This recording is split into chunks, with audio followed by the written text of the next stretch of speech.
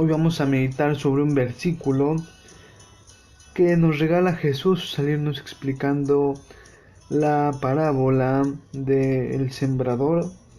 Este versículo dice: el que recibe la semilla entre espinas es el hombre que escucha la palabra, pero las preocupaciones del mundo o la seducción de las riquezas la ahogan y no puede dar fruto. Vamos a meditar sobre este versículo. En primer lugar, lo que podemos decir es justamente que estamos recibiendo la palabra cual una semilla. La recibimos a través de muchos modos. En el momento de nuestro bautismo, en el momento de nuestra primera Eucaristía, en el momento de nuestra confirmación como cristianos, y a partir de allí, en cada momento, en cada ocasión que participamos de la celebración de la misa, que escuchamos la palabra viva, la palabra de Dios, en todos estos momentos recibimos la palabra. En esta misma reflexión podemos estar recibiendo la palabra, si bien estas reflexiones suponen que diariamente se lee el Evangelio, es decir, a partir del Evangelio diario, estas reflexiones quieren como dar un aterrizaje, si es que así podemos decirlo, a lo que el Evangelio nos invita. Ahora bien, todos recibimos de un modo u otro la palabra, pero no obstante,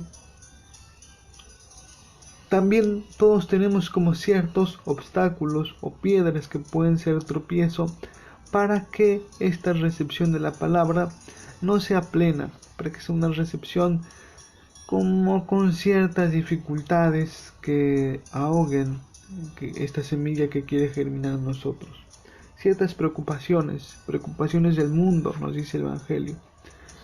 Y uno puede hacer la lista, los invito a hacer la lista de las preocupaciones que generalmente nos roban la paz. Que puede ser la vida de un hijo, la vida de los padres, que puede ser también el trabajo, la familia grande, la situación política, social o económica del país en el que vivimos, también nuestro propio futuro como personas, y por qué no, también algún pecado en el pasado que aún nos carcome interiormente. Hay muchas cosas que nos pueden quitar la paz. Pero la palabra se presenta como la generadora de paz, como aquella que derrota las preocupaciones o que al menos les da un sentido nuevo, un modo nuevo de vivirlas, de pasarlas. Por eso lo primero es hacer esta lista de estas preocupaciones y después ir matizando, ir tamizando, también podemos decir. Es decir, en esta lista de preocupaciones seguro, más que seguro, habrá alguna que no nos compete cargar, una preocupación que no nos compete llevar. Por ejemplo, es cierto que en el mundo hay una serie de personas muy poderosas que intentan manipularnos a través de los medios de comunicación, a través de las grandes mafias, a través de los políticos corruptos, y que todos ellos en el fondo van obedeciendo a una serie de personas que con un mal fin, con un fin perverso, buscan dominar. Ahora bien, eso debe preocuparme. Quizás debe ocuparme un poco, es decir, quizás deberé pensar bien a quién dar mi voto, quizás deberé pensar bien qué programas puedo ver o no para mi salud espiritual en la televisión, quizás debo ver el modo en el que estoy educando a mis hijos. Debe ocuparme, pero no preocuparme, porque yo no puedo ponerme a pelear contra esos poderosos que están gobernando el mundo allá lejos en su mansión. No puedo yo ponerme a hacerles frente. Lo que puedo hacer es ocuparme de mis cosas, de mis asuntos, y en esa medida impedir que ellos dominen mi vida. Por ejemplo, entonces no puedo preocuparme por lo que pasa alrededor y no puedo solucionar. Sí deberé preocuparme por lo que pasa en mi interior o en mi alrededor cercano y lo puedo solucionar. Otra preocupación muy frecuente es el futuro económico. Y en esto tenemos que confiar mucho en Dios y en nuestra propia capacidad para generar riqueza, para encontrar trabajo, para emplearnos, para administrarnos también. Hay muchos que viven problemas económicos no precisamente porque ganen poco o tengan condiciones muy precarias en su vida laboral, sino porque gastan mucho o no se saben administrar. Entonces, hagamos esta lista y veamos cuáles son las preocupaciones superfluas, aquellas que debemos eliminar. Y veamos también cuáles son las preocupaciones que nos competen solucionar. Y una vez que tengamos esta lista, deberemos llevarla a la oración. Nuestro fundador siempre dice: aquello que te preocupa y aquello que en muchas ocasiones no te deja orar, es aquello por lo cual debes orar. Es decir, si mi gran preocupación es un hijo que está enfermo, o que vive una situación difícil, o que está en la rebeldía, no sé, no debo preocuparme sino orar, ¿no? Y cuando oramos, no solo buscamos una solución eficaz, porque pedirle a Dios no es algo ineficaz, ¿no? No solo buscamos una solución eficaz, sino que también nos da paz, ¿no? Nos devuelve la paz. Y de ese modo tenemos la capacidad para seguir escuchando la palabra en medio de la adversidad, y la palabra no solo que nos da paz, sino que permite que en nuestro corazón pueda haber frutos.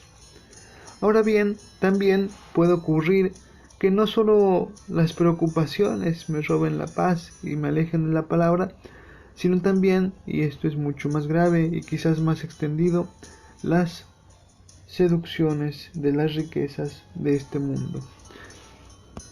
En muchas ocasiones nos preocupamos por cómo vestir, cómo presentarnos, de qué manera arreglarnos, cómo pensar mejor el futuro, organizar la semana que viene, el mes que viene, el año que viene, y vivimos preocupados.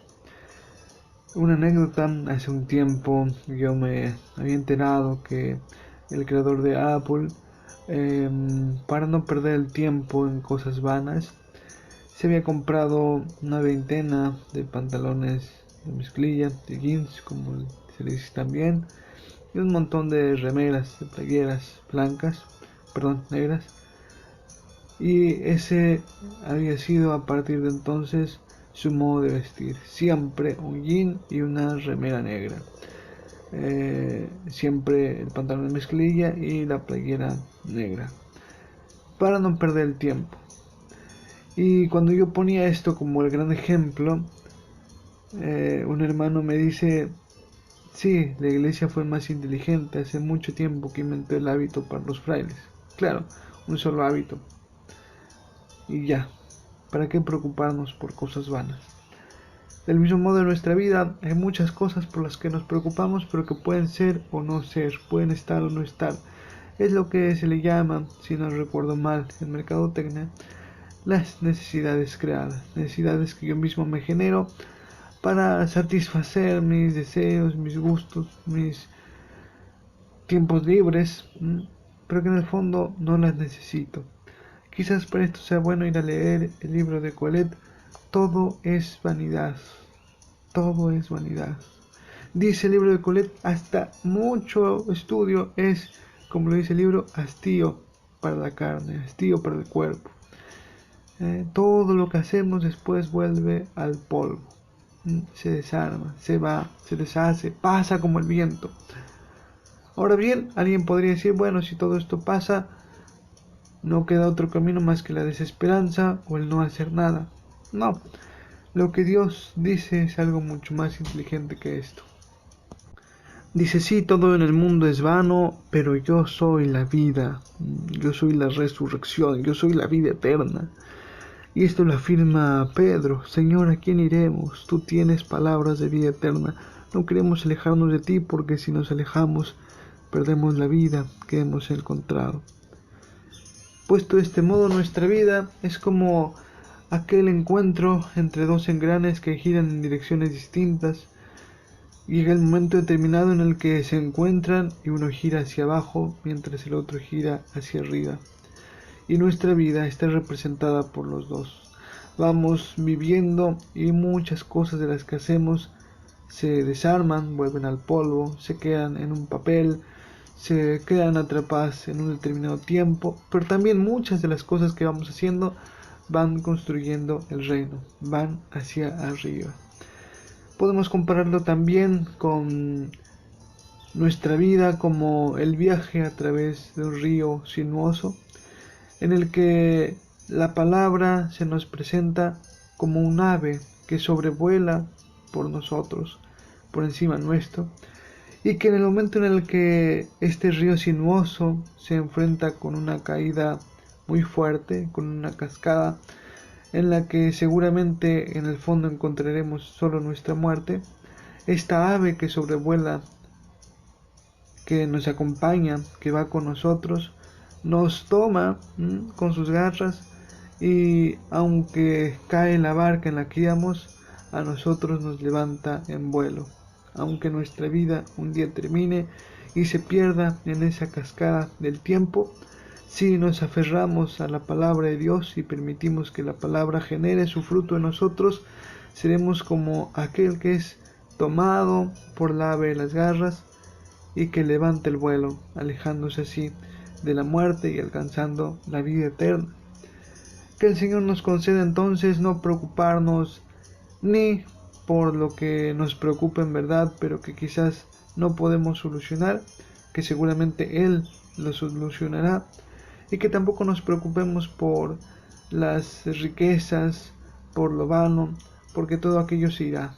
Que nuestra preocupación sea justamente esta, cultivar la palabra, para que la palabra genere un fruto en nosotros.